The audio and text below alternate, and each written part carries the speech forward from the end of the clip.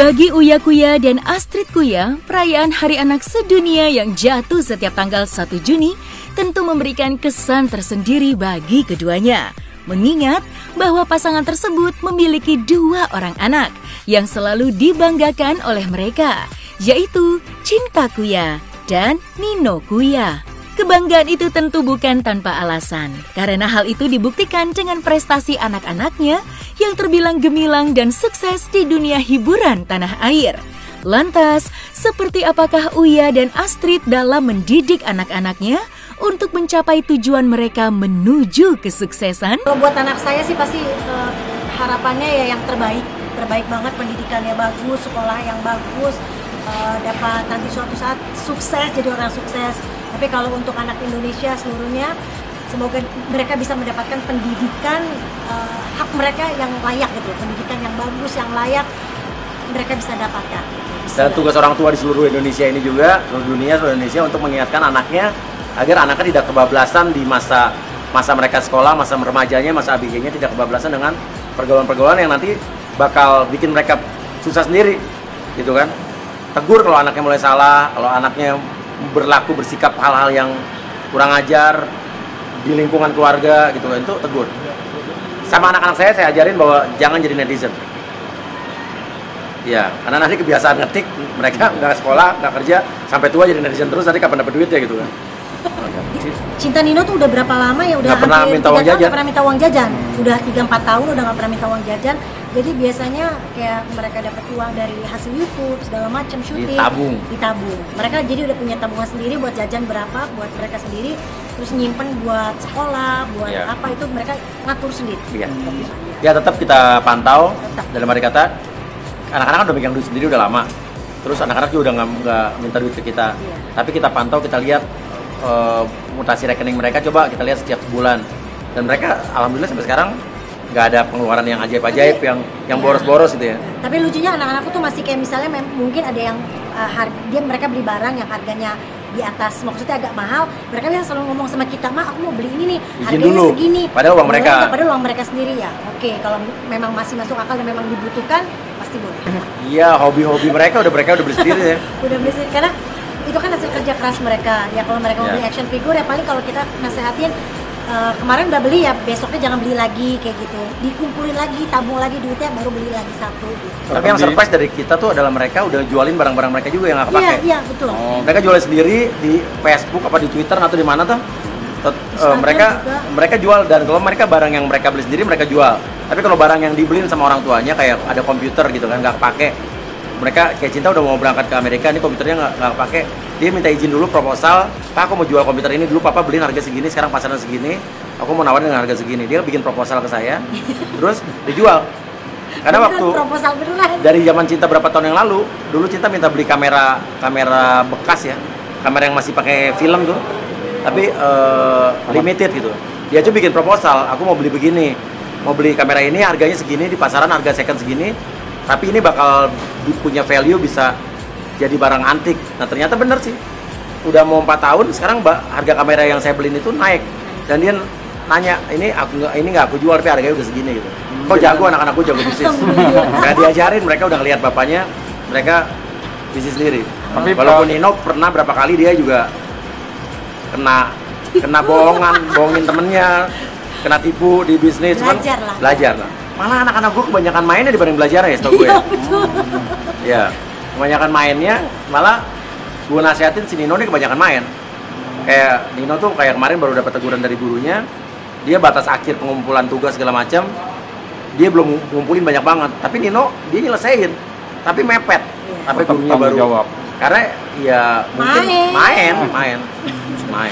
Jadi kalau dibilang anak-anak saya tuh dua-duanya full sih main, karena kita memang mereka kalau mau pergi mau main selalu saya izinkan, maksudnya ya kalau main ya memang main. Tapi tetap pendidikan nggak tutup. Pendidikan penting lah, nomor 1 lah.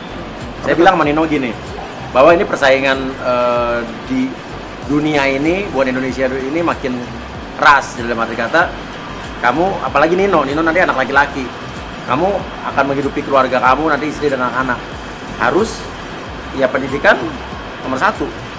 Jangan sampai nanti kamu kalah dengan yang lain, kalah saling dengan yang lain. Nah cinta, saya bilang walaupun kamu perempuan dan nanti juga kamu ibaratnya kan suami yang akan menjadi apa ya, tanggung jawab utama di suami ya, pemimpin. Tapi bukan berarti kamu harus bergantung sama suami. Kamu juga harus pendidikan tinggi dan biar nggak diremehkan sama suami atau keluarga suami sama kamu. Juga saya selalu bilang sama Cinta, kenapa pentingnya perempuan pendidikan tinggi? Karena nanti kamu punya anak. Ketika kamu punya anak, sekolah pertama, pelajaran pertama yang didapatkan anak adalah dari ibu. Kalau ibunya sekolah tinggi, pendidikannya bagus, insya Allah anaknya juga bagus kan. Memaknai Hari Anak Sedunia ya.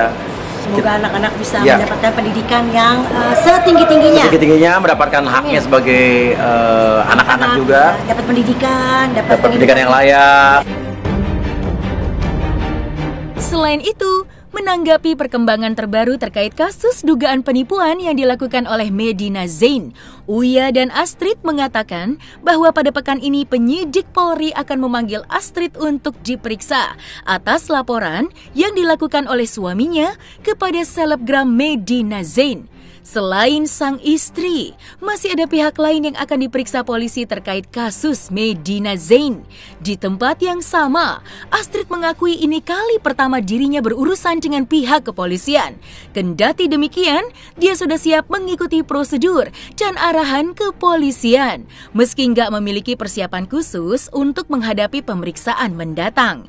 Lantas, seperti apa ungkapan kekesalan dan kekecewaan yang dirasakan oleh Astrid dan Uya atas kasus dugaan penipuan yang dilakukan Medina terhadap mereka?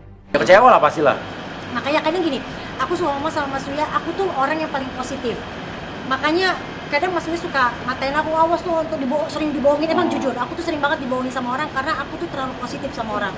Sampai kemarin pun dia juga aku bilang, ya udahlah kayak gitu. Cuman makin kesini kok korbannya makin banyak gitu, dari orang kecil, dari orang ada, kok ya kalau nggak dilaporin akan jadi tuman.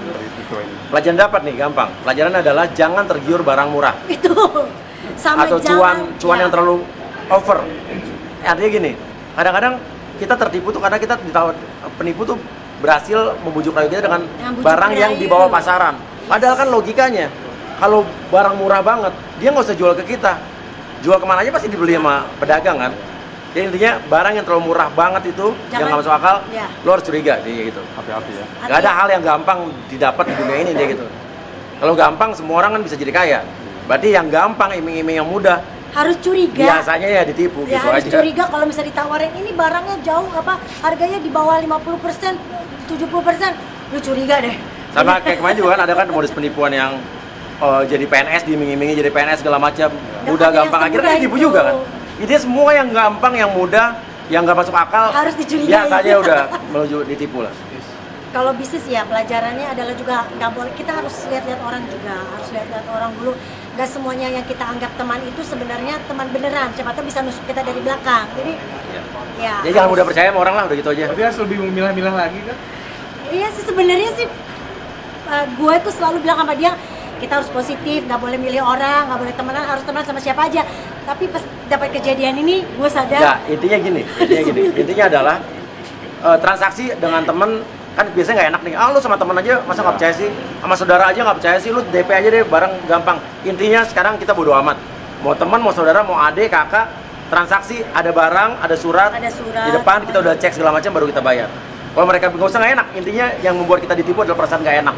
Kita nggak enak sama dia, kita kasihan, jadi sekarang udah nggak ada yang enak-enakan deh. Emang dia enak waktu nipu kita? Kan dia enak aja, ya kan? Enak aja. Nggak tahu, pokoknya minggu ini kan ada panggilan klarifikasi dari saksi-saksi yang terkait ya. Termasuk saya. Termasuk Astrid juga kayaknya mungkin dipanggil minggu ini. Ada lagi katanya pemilik mobil showroom yang diakuin sama MC juga akan dipanggil. Untuk klarifikasi. Ya. Belum dapat kabar, kemungkinan sih minggu ini pastinya. Kalau nggak salah hari ini ada yang pemilik mobil apa hari Kamis ya, nggak tahu deh. Untuk klarifikasi. Nggak ada persiapan, karena apapun yang kita ceritakan tidak ada yang kita kurang-kurangin. Nggak ada kurang, nggak ada yang dilebih-lebihkan, nggak ada yang dikurang-kurangin. Apa yang aku lihat, apa yang aku baca di WhatsApp segala macam, ya aku akan ngomongin semua ke. Karena kita nggak cuma bukti chat doang, tapi ada rekaman pembicaraan saya dengan Bayu itu kita rekam. Deg-degan nggak? Deg-degan nggak? Nggak seseram itu, nggak. Yang pasti sih pokoknya ngerasanya gini ya, ya ampun, kok mesti sampai ke polisi gitu, maksudnya kok sedih juga gitu, tapi ya udahlah, memang buat yang terbaik, ini adalah jalan yang terbaik. Kalau Jadi Mbak- pelapor atau jadi saksi aja deg-degan, apalagi Iya. jadi terlapor atau tersangka ya, itu pasti lebih deg-degan lagi. Insya Allah pertama sekali seumur hidup, karena nggak mau lagi ngalamin kayak gini. Ya pokoknya sih pas di polisi kemarin itu kita pokoknya ngikutin prosedur yang ada. Ditanya pertanyaannya banyak, ya kita jawab apa yang sesuai, apa yang kita tahu, apa yang kita saksikan, itu aja sih, jujur aja semuanya. Tepat, sangat tepat. Untuk proses pembelajaran. Karena kalau buat Mas Uya katanya proses pembelajaran, tapi kalau buat saya, kalau tidak kita berbuat, kita tidak melaporkan, kasihan nanti korban-korban yang lain. Dan kasihan juga mbaknya nanti akan terus-terusan begini, nggak ada efek jerah, nanti masa akan terus-terusan nipu orang kanan kiri kan.